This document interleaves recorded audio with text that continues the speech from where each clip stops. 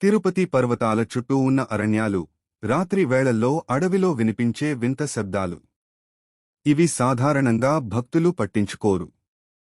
కాని ఆ అడవిలో ఒక రహస్య మార్గం ఉందని, దాన్ని ఎవరైనా రాత్రి సమయంలో దాటితే తిరిగి బతికి రారని ఓ పాత నమ్మకం ఉంది. వంశీ అనే యువకుడు తన స్నేహితులతో కలిసి తిరుపతి వెళ్లాడు. రోజంతా దర్శనం అయ్యాక రాత్రి ఆలస్యమైంది. బస్ మిస్ కావడంతో షార్ట్ కట్గా ఓ అరణ్య మార్గం పట్టాలని నిర్ణయించారు. ఇదే దారిలో వెళ్తే అర్ధగంటలో కిందకు చేరిపోతాం అని స్థానికంగా తెలిసిన ఒక వ్యక్తి చెప్పాడు. కాని అదే సమయంలో ఒక వృద్ధ సన్యాసి వారిని ఆపుతూ, ఆ మార్గం రాత్రి వేళల్లో ఎవరూ వెళ్లరు. అక్కడ అతడు తిరుగుతాడు అని హెచ్చరించాడు. వంశీ స్నేహితులు నవ్వుకున్నారు. దెయ్యమా ఏమో, ఇవన్నీ మూఢనమ్మకాలే అని వెక్కిరించారు. అందరూ ఆ మార్గంలోకి అడుగుపెట్టారు. మొదట్లో సాధారణంగానే కనిపించింది. చెట్లు, చీకటి, దూరంగా జింకలు పరిగెత్తుతున్న శబ్దం. కాని కొద్దిసేపటికి దారంతా మబ్బులు కమ్ముకున్నాయి. చల్లని గాలి వీచింది. ఒక్కసారిగా గాలి మధ్యలో ఒక పసుపు రంగు పూల సువాసన వ్యాపించింది. ఆ సువాసనతో పాటు ఒక అమ్మాయి నవ్వు వినిపించింది. స్నేహితులు భయపడ్డారు. ఇక్కడ ఎవరు అని వంశీ అరిచాడు. అప్పుడు దారిమీద ఒక తెల్లని పొడవాటి జుట్టుగల ఆడదెయ్యం నిలబడి ఉంది. ముఖం మాత్రం స్పష్టంగా కనిపించలేదు, కాని కళ్ళు ఎర్రగా మెరుస్తున్నాయి. అది నెమ్మదిగా దగ్గరికి వస్తూ, ఎందుకు వచ్చారు నా దారిలోకి అని పిసుక్కున్న శబ్దంతో అడిగింది. అందరూ ఒక్కసారిగా షాక్ అయ్యారు. ఆ దెయ్యం నెమ్మదిగా ముందుకు అడుగులు వేసింది. ప్రతి అడుగుకి నేలమీద వింత శబ్దం వచ్చింది, గాజులు మోగుతున్నట్టుగా. వంశీ గుండె బలంగా కొట్టుకుంటోంది. మనకు ఇక్కడి నుంచి తప్పించుకోవాలి అని మెల్లగా అన్నాడు. కాని స్నేహితుడు సుధాకర్ భయపడుతూ వెనక్కి నడుస్తుండగా ఒక్కసారిగా చెట్టు కొమ్మ కూలినట్టుగా భారీ శబ్దం వినిపించింది. వాళ్లు తిరిగి చూసేలోపు సుధాకర్ గాల్లోకి లేచిపోయి చెట్టుపై పడిపోయాడు. అతని నోటినుంచి రక్తం కారసాగింది. ఆ దెయ్యం గట్టిగా నవ్వింది. నా దారిలో అడుగుపెట్టిన వాళ్లకు ఇది తప్పదు అని అరిచింది. వంశీకి గట్టిగా గుర్తొచ్చింది. చిన్నప్పుడు అమ్మమ్మ చెబుతూ ఉండేది, తిరుమల అడవిలో ఒక అమ్మాయి ప్రాణం తీయబడ్డది. పెళ్లికి ముందు ఆమెను ద్రోహం చేసి చంపేశారు. అప్పటినుండి ఆమె ఆత్మ రాత్రి వేళల్లో తిరుగుతూనే ఉంది. ఎవరు ఆ దారిలోకి వెళ్లినా వాళ్లను తన పెళ్లి వరుడిగా తీసుకుపోతుంది అని. ఇప్పుడు వంశీకి ఆ కథ నిజమని అర్థమైంది. స్నేహితులు ఒక్కొక్కరుగా చెట్టు నీడల మధ్య కనబడకుండా పోతున్నారు. ఎవరినీ వెతకలేక వంశీ ఒక్కరే మిగిలాడు. గాలి మరింత చల్లగా మారింది. పసుపు పూల వాసన గట్టిగా వ్యాపించింది. ఒక్కసారిగా ఆ దెయ్యం ముఖం స్పష్టంగా కనిపించింది. రక్తం కారుతున్న పెదవులు, మెరుస్తున్న ఎర్రకళ్ళు, పొడవాటి జుట్టులో కట్టుకట్టిన జాజి పూలు. ఆమె వంశీ దగ్గరికి వచ్చి, నువ్వే నా వరుడు అని చెప్పింది. వంశీ కాళ్ళు కదల్లేదు. గుండె చప్పుడు ఆగిపోయినట్టు అనిపించింది. ఆమె అతని మెడకు తాళి కట్టి లాగబోతున్నంతలో ఒక్కసారిగా దూరం నుంచి ఓం నమో వెంకటేశాయ అన్న మంత్రం వినిపించింది. ఆ శబ్దం విన్న వెంటనే ఆ దెయ్యం వెనక్కి తగ్గింది. ఆ ఓం నమో వెంకటేశాయ మంత్రధ్వనితో ఆ ఆడదెయ్యం ఒక్కసారిగా వెనక్కి తడబడింది. ఆమె కళ్లలోని ఎర్ర కాంతి క్షణంపాటు తగ్గిపోయింది. వంశీ తల తిప్పి చూశాడు. దారిమీద ఓ వృద్ధ సన్యాసి చేతిలో దీపారాధన తీసుకుని నెమ్మదిగా నడుచుకుంటూ వస్తున్నాడు. బిడ్డా, ఈ దారిలో నిన్ను రక్షించేది దేవుడే. భయపడకు అని సన్యాసి అన్నాడు. ఆ దెయ్యం ఆగ్రహంగా గర్జించింది. నువ్వు మళ్లీ నా దారిలోకి వచ్చావా? నాకెవరూ అడ్డంకి కాలేరు అని కేకవేసింది. అలా అన్న వెంటనే గాలి చీకటి మబ్బులా తిరుగుతూ, చెట్లు కదిలి, పూలు వర్షంలా పడిపోయాయి. ఒక్కసారిగా అటవీ మార్గం మొత్తం భయంకరంగా మారిపోయింది. సన్యాసి మాత్రం ప్రశాంతంగా కళ్ళు మూసుకుని మంత్రాలు జపించసాగాడు. అతని మంత్రధ్వనితో దెయ్యం గాల్లో తేలుతూ ఒక్క క్షణం వంశీ దగ్గరికి రాలేకపోయింది.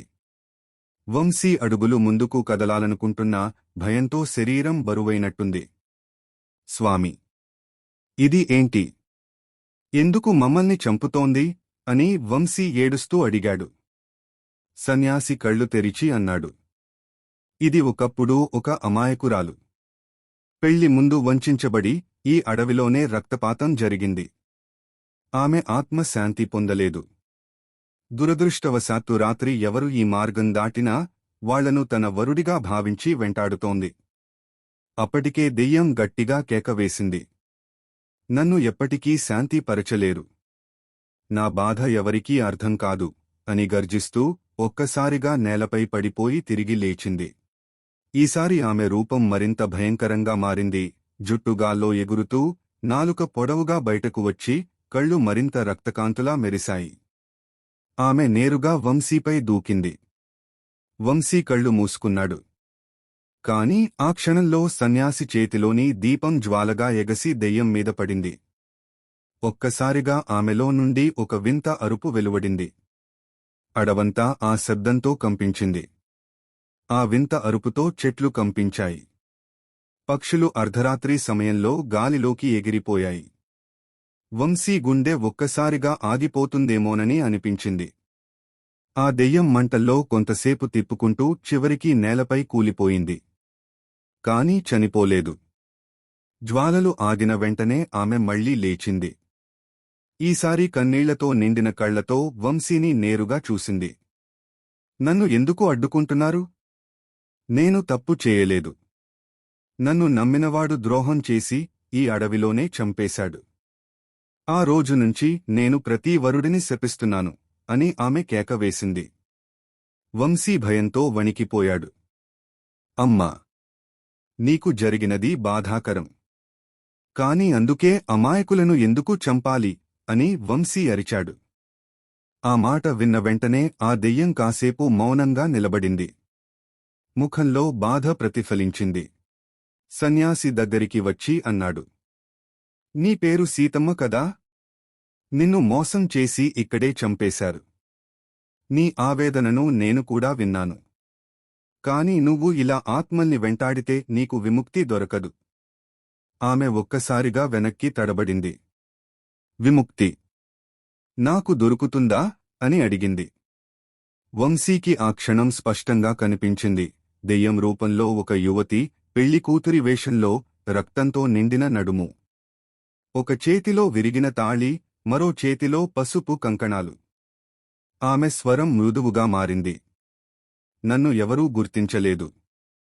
నా శరీరం కూడా ఇక్కడే పూడ్చిపెట్టారు. అందుకే నా ఆత్మ ఈ దారిలో తిరుగుతూనే ఉంది. సన్యాసి కళ్ళు మూసుకుని శ్లోకాలు జపించాడు. అప్పుడే ఆకాశంలో నుండి దివ్యమైన గంటారావం వినిపించింది.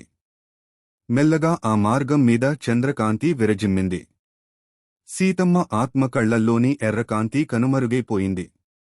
ముఖం శాంతంగా మారింది. దేవుడా! నాకెప్పటికీ శాంతి దొరకదనుకున్నా.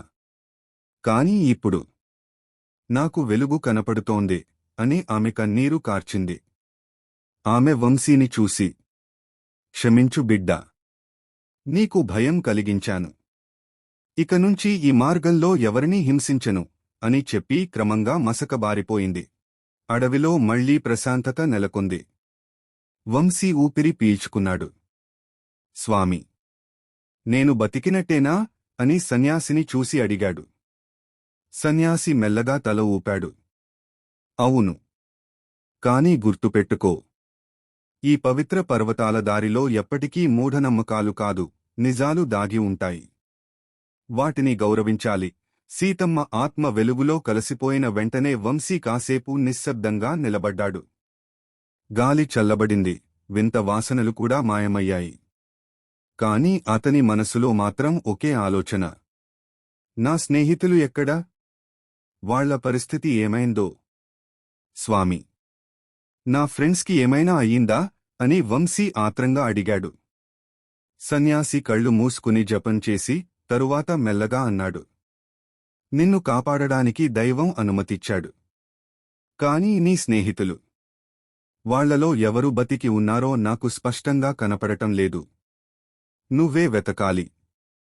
వంశీ గుండె దడదడలాడుతూ ఆ మార్గం వెనక్కి నడవసాగాడు. చెట్ల నీడల్లోంచి స్నేహితుల పేర్లు పిలిచాడు.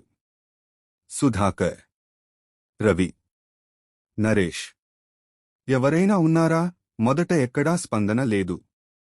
కానీ కాసేపటికి చెట్ల మధ్య నుండి ఒక వేడుకరిమని అరుపు వినిపించింది. వంశీ పరిగెత్తుకుంటూ వెళ్ళాడు. అక్కడ నేలపై రవి పడి ఉన్నాడు. శరీరమంతా గాయాలు, కాని ఇంకా ఊపిరి పోసుకుంటున్నాడు. వంశీ, నువ్వు బతికే ఉన్నావా? నేను చనిపోతాననుకున్నా అని బలహీనంగా అన్నాడు. వంశీ అతన్ని లేపి, ఏం జరిగింది అని అడిగాడు. రవి చెమటలతో తడిసి, వణుకుతూ చెప్పాడు. ఆమె ఒక్కసారిగా మా మీద దూకింది. సుధాకర్ని చెట్టుపైకి విసిరేసింది. నరేష్ని నేలలోకి లాగేసింది. వాళ్లని నేను మళ్లీ చూడలేకపోయాను. ఈ మాట విన్న వెంటనే వంశీ వెన్నులో వణుకు పుట్టింది. అంటే వాళ్ళు బతికి లేరా అని భయంతో అడిగాడు. రవి తల ఊపలేకపోయాడు. కళ్లలో నీళ్లు వచ్చాయి. ఇంతలో దగ్గర్లోని చెట్ల మధ్యనుంచి ఒక వింత శబ్దం వినిపించింది. మట్టి పగులుతున్నట్టుగా, లోపలి నుండి ఎవరో బయటకు వస్తున్నట్టుగా. వంశీ, రవి ఇద్దరూ భయంతో ఆ దిశగా చూశారు.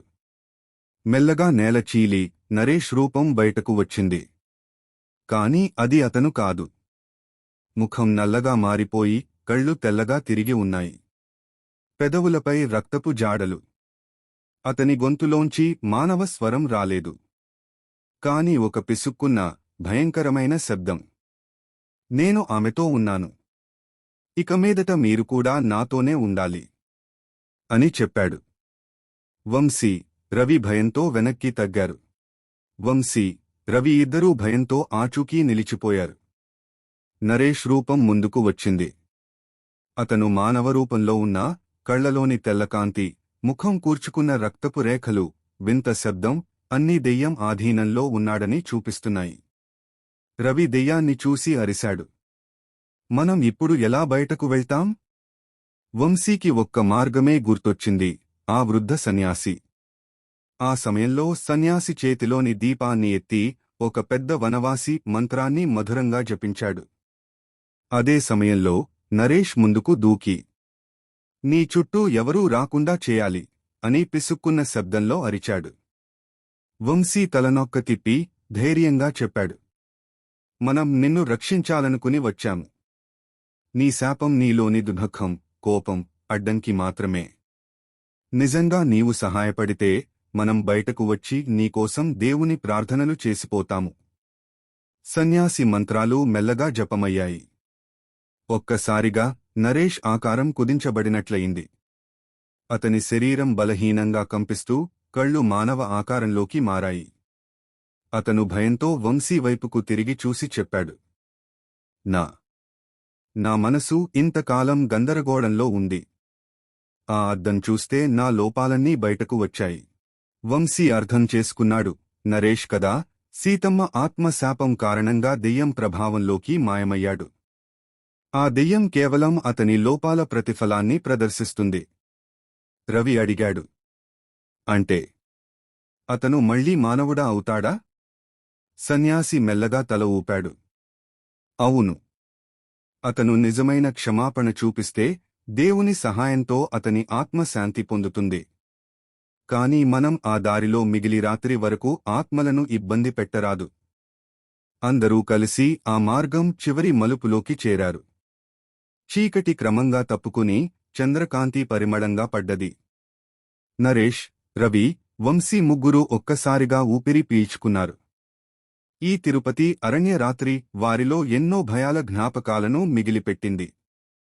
రాత్రి సాయంకాలం దగ్గర చంద్రకాంతి ఆ అడవి మార్గంలో మెల్లగా పరవళించింది.